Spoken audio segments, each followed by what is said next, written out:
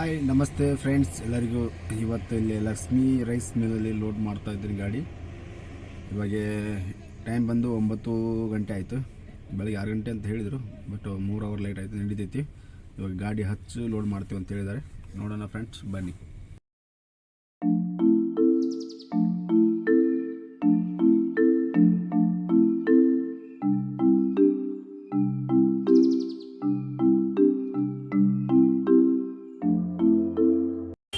ನೋಡಿ ಸ್ನೇಹಿತರೆ, ಗಾಡಿ ಅಂತೂ ಲೋಡ್ ಮಾಡಕತ್ತಾರ.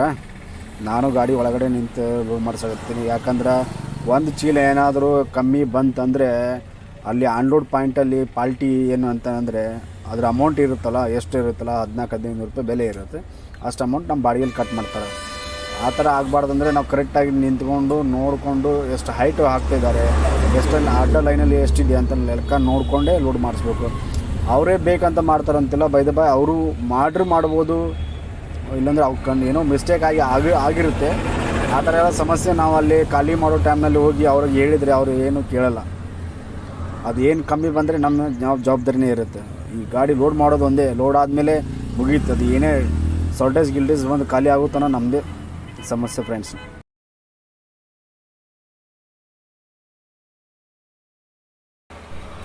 ಹಾಗೆ ಫ್ರೆಂಡ್ಸ್, ಇದೊಂದು ಚೀಟಿ ನೋಡಿರ್ತೀರ, ಇದೊಂದು ರೆಸಿಪ್ಟ್. ಇದು ಗಂಗಾವತಿ ತಾಲೂಕು ಲಾರಿ ಮಾಲೀಕರ ಸಂಘ ಅಂತ. ಇದು ನಾವು ಗಂಗಾವತಿಲಿ ಎಲ್ಲೇ ಗುಡಾನ ಅಥವಾ ಖಾಲಿ ಮಾಡೋಕ್ಕೆ ಬಂದರು, ಲೋಡ್ ಮಾಡೋಕ್ಕೆ ಬಂದರು, ಇದನ್ನು ಅವರಾಗಲೇ ಬಂದು ಹುಡುಕಾಡ್ಕೊಂಬಂದು 100 ರೂಪಾಯಿ ಇಸ್ಕೊಂಡು ಕೊಟ್ಟೋಗ್ತಾರೆ. ಇದರಿಂದ ನಮಗೇನು ಯೂಸಪ್ಪ ಅಂದ್ರೆ, ಇವಾಗ ನಾವು ಎಲ್ಲಿಂದ ಲೋಡ್ ತುಂಬ್ಕೊಂಬಂದಿರ್ತೀವಿ, ಖಾಲಿ ಮಾಡ್ತಾ ಇರ್ತೀವಿ, ಅಲ್ಲಿ ಬಾಡಿಗೆ ಏನೋ ಹೆಚ್ಚಿಗೆ ಮಾತಾಡಿರ್ತೀವಿ, ಇಲ್ಲಿ ಬಂದು ಬಾಡಿಗೆ ಕಮ್ಮಿ ಕೊಡ್ತಾ ಇರ್ತಾರೆ. ಈ ಕಾರಣಕ್ಕೋಸ್ಕರ ಅವ್ರಿಗೆ ಫೋನ್ ಮಾಡಿ ಅದನ್ನು ಸಮಸ್ಯೆನೇ ಕ್ಲಿಯರ್ ಮಾಡ್ತಾರೆ. ಮತ್ತು ಏನಾದರೂ ಲೋಡ್ ಮಾಡಲಿಕ್ಕೆ ಬಂದಿದ್ದರೆ ನೀವು ಇಲ್ಲೇ ಲೋಡ್ ಮಾಡ್ತಾ ಇಲ್ಲ ಇಂಥ ನಿಮ್ಗಿಂತ ಹಿಂದಿಗೆ ಬಂದ ಗಾಡಿಯೆಲ್ಲ ಲೋಡ್ ಮಾಡ್ತಾರೆ, ಈ ಥರ ಸಮಸ್ಯೆಗಳಿರುತ್ತಲ್ಲ, ಈ ಥರಕ್ಕೆ ಇವ್ರಿಗೆ ಕಾಂಟ್ಯಾಕ್ಟ್ ಮಾಡಿ ಇವ್ರು ಬಂದು ಸೊಲ್ಯೂಷನ್ ಕ್ಲಿಯರ್ ಮಾಡ್ತಾರೆ ಫ್ರೆಂಡ್ಸ್. ನೋಡಿ ಫ್ರೆಂಡ್ಸ್, ಗಾಡಿ ಅಂತೂ ಲೋಡ್ ಆಯಿತು, ಬಿಲ್ ಎಲ್ಲ ಕೊಟ್ಟಿದ್ದಾರೆ. ಜಸ್ಟ್ ಇವಾಗ ಸೀದಾ ಹೋಗೋದು, ಕಾಟಾ ಗೀಟ ಮಾಡಿಸ್ಕೊಂಡು ಇಲ್ಲಿದೆ ಹೊರಡಬೇಕು ಸ್ನೇಹಿತರೆ. ಕಾಟಾ ಇಲ್ಲೇ ಇದೆ, NR ಕಾಟಾ ಅಂತೆ. ನೋಡೋಣ ಬನ್ನಿ ಸರ್.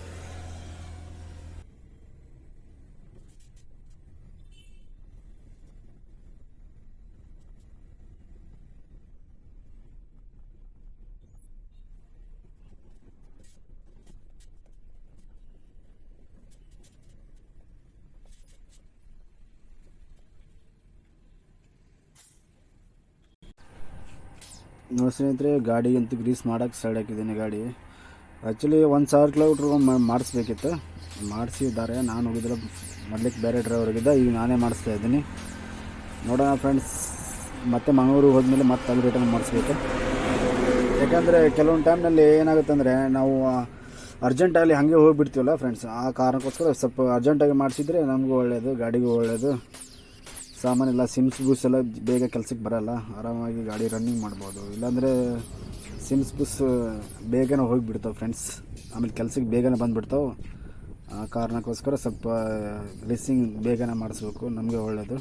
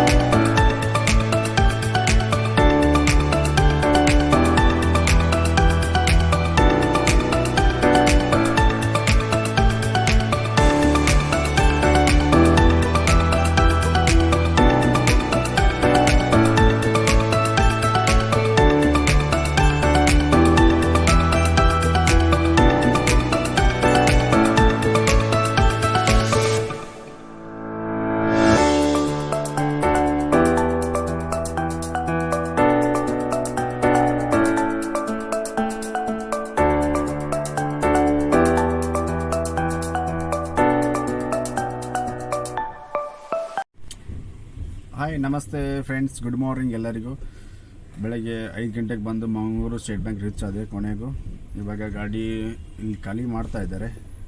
ಬನ್ನಿ ಫ್ರೆಂಡ್ಸ್, ಖಾಲಿ ಮಾಡ್ತಾ ಇದ್ದಾರೆ, ನಿಮಗೆ ತೋರಿಸ್ತೀನಿ.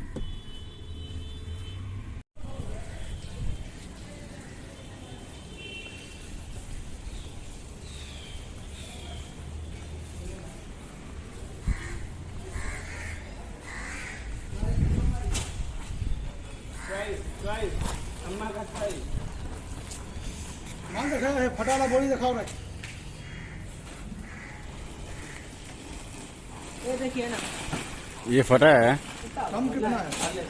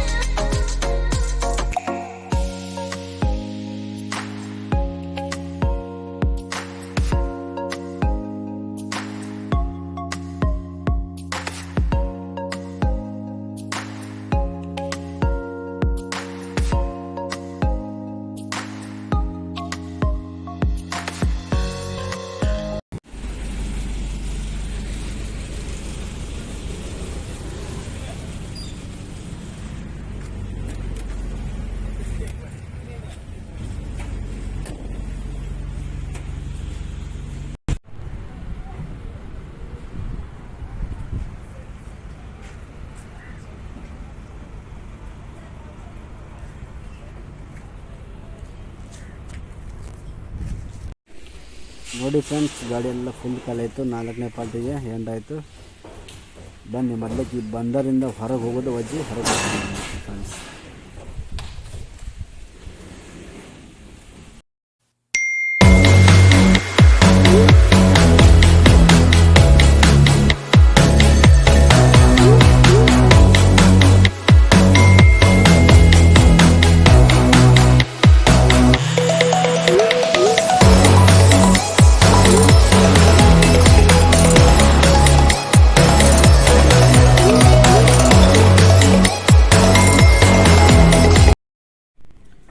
ಹಾಯ್ ಸ್ನೇಹಿತರೆ, ಕೊನೆಯದಾಗೂ ನಮ್ಮದು Gangavathi to Mangaluru trip complete ಆಯಿತು.